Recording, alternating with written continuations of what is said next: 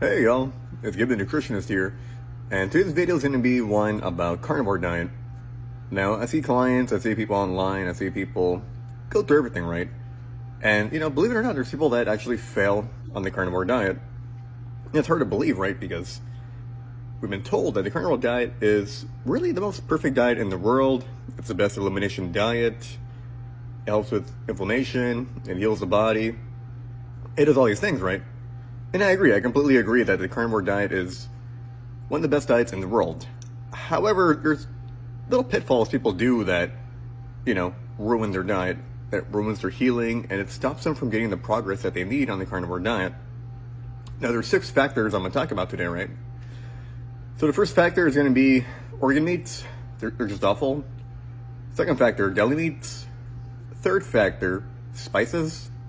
Fourth factor, big fish from the ocean. Fifth factor ties in with awful vitamin A toxicity. And 6, lack of fiber. I'm going to bring it all together as much as I can for a short video, and then we'll go from there, right? So, number 1, this is the prime suspect that ruins people on the carnivore diet. Now, the thing about carnivore diet is it's not really defined, right? When I say carnivore diet, I like to mention specifically all muscle meat carnivore, which means no organs, just, pure meat, and that's it. The people that get problems, right, are the people that were promised eat liver, eat kidney. It's a superfood, it's nutrient dense, it has all your vitamins, all your minerals, it's good for you, right? I don't disagree with that, but no one ever tells you, right, realistically, what are the downsides? Is there anything in it that's bad for me? And the answer is yeah. There is a crazy amount of vitamin A in there, like 10 times the amount of RDA. And people say, oh, just eat an ounce, eat 2 ounces, eat 3 ounces. Sure, why not? But you're getting so much vitamin A in your diet that you're just storing it in your body over time. Eventually the dam breaks and you get, vitamin A toxicity. It looks a lot like Accutane. I'll talk about that later, right? But if you eat a lot of organs, stop. No more liver, no more kidney, no more of those supplements, no more of those pills. Now they're putting, liver and a bunch of supplements now. Don't eat liver, don't eat kidney, and don't eat cut liver fish oil. Don't eat cod fish oil, none of that stuff, don't. It's a vitamin A bomb. Eventually, over time, could be 3 months, 6 months, 2 years from now, that bomb's gonna blow up and you're gonna feel like shit. And I help people recover, and let me tell you, it's hard to recover. It is digging a hole in your grave, and it takes a long time to dig yourself out of it.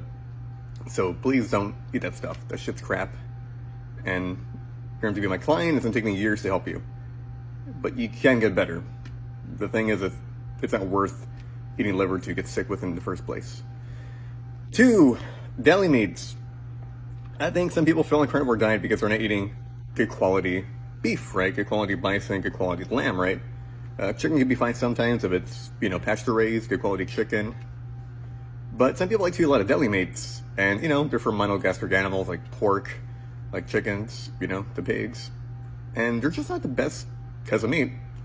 You don't get a lot, there's not much of it, they put a lot of preservatives in there, sometimes they're artificial preservatives. And I don't see a place for deli meats. Now, it's interesting because when you see people, doctors, right, that claim they're so, smart, they always bring up that meat's bad for you.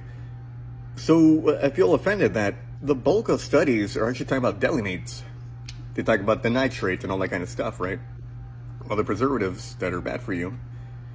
But the thing is, beef doesn't have that, bison doesn't have that, lamb doesn't have that. Unless you get like some kind of product that's pre-made, then sure, it might have that, right? But if you're getting fresh beef, fresh bison, fresh lamb, you ain't got to worry about that. So yeah, don't eat deli meats, like sandwich meats. They're not good for you. You can have it occasionally, but I wouldn't have it as a main staple in your diet. And it's high in PUFAs because, again, these are monogastric animals. They're high in these seed oils and their oils, through their fats. So I wouldn't bother. We like to focus on saturated fats. It's the healthier fat, and you'll be good. So third, this is a big one, right? For some people, this is related to lead toxicity, mercury toxicity, cadmium toxicity. And these are people that kind of go mad because they eat a lot of fish. People love fish, I get it, but like I told people, right, we live in a very toxic world, very polluted world. We live in a world where you got to be careful with what you eat, right? Because everything's running off into the land, the sea, the air, and whether you like it or not, right? I mean, we live in a toxic world. All these things run out through the environment. You know, the PUFAs, the spraying of things in the air, like aluminum, barium, sulfur. You could talk about factories, you know, leaking stuff into the ocean, you know, chemicals that aren't good for you. And then ends up in your drinking water. You swim in the ocean, the lakes. So, yeah, you got to mitigate all that, and that's kind of hard. So partly because of that, right? You know, acid rain from all these coal chemical plants where they burn coal, it's dirty coal, goes into the ocean, and, you know, there's heavy metals in that coal, which is why, unrelated, if you buy coal from Russia, it's dirty coal. It's not a good quality coal. When you burn that coal, you know, you get these heavy metals into the air, and it damages the environment. So point being, over time, right, big fish in the ocean, because they live longer, right, they accumulate all these stuff, rather than small fish, because they eat them first, or you fish them first, or they die first, so they're not in the water long enough to get this heavy metal toxicity. But the big fish live in the ocean for quite a long period of time. So don't eat big fish like, I believe, grouper, sea bass, tuna. It's a popular one, right? But that one has pretty high in heavy metals. Don't eat shark, swordfish, and any fish that's rather big, right? That when you fish it out, it's going to be loaded with heavy metals. So if you eat a lot of fish and you just don't feel good, this includes sushi. People love sushi. I ain't got a problem with sushi occasionally, but if you eat it every day and you don't feel like you have good energy, you don't feel you're mentally all there, then stop eating sushi. And, you know, because you got to detox the heavy metals that are in your body now, which you're not supposed to have any heavy metals in your body to begin with. And that's when you get these kind of problems. So moving on, fourth, now this is a very controversial one. I explained it on my Substack because people don't understand. People think spices are just these cool little fun things to do, right? But for a lot of people with autoimmunity, a lot of people with allergy, a lot of people that are suffering, these lot of spices on a carnivore diet, and they don't feel better, even though they're eating fairly clean, right? Spices can have mold. You know, I mean, businesses aren't, you know, the best people in the world, you know, because they're an entity.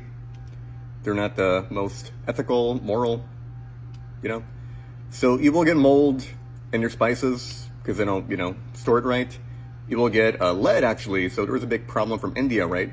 Where when you get spices from India, they actually put lead shavings into the container. So what does that do? Well, now you're eating lead from the spices, and you don't even know it's there until you know, get a test, and it's like, hey, you got lead in your body. So spices from India, you should be worried because they might have these lead shavings, and they're gonna get you sick. So that's not good.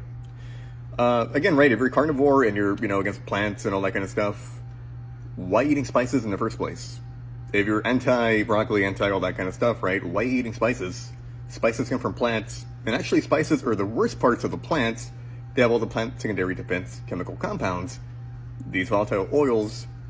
So the things people argue, right, about why plants are bad, don't eat spices, because that's literally the whole point of why you're doing carnivore, right? Like, think about it.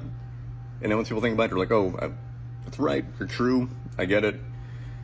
So yeah, if you're eating spices on the carnivore diet, like the worst ones are paprika, chile, anything spicy, those would be the worst ones.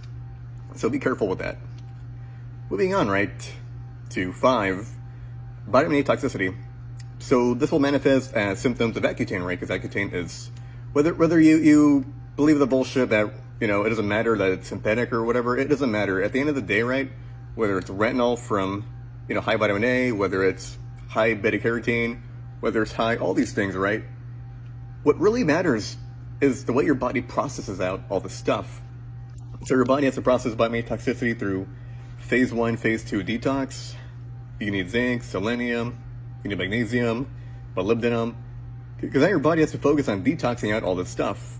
And it stores in your body fat, and people get a lot of symptoms, you know, brain fog, headaches, migraines. When they work out, it gets real bad.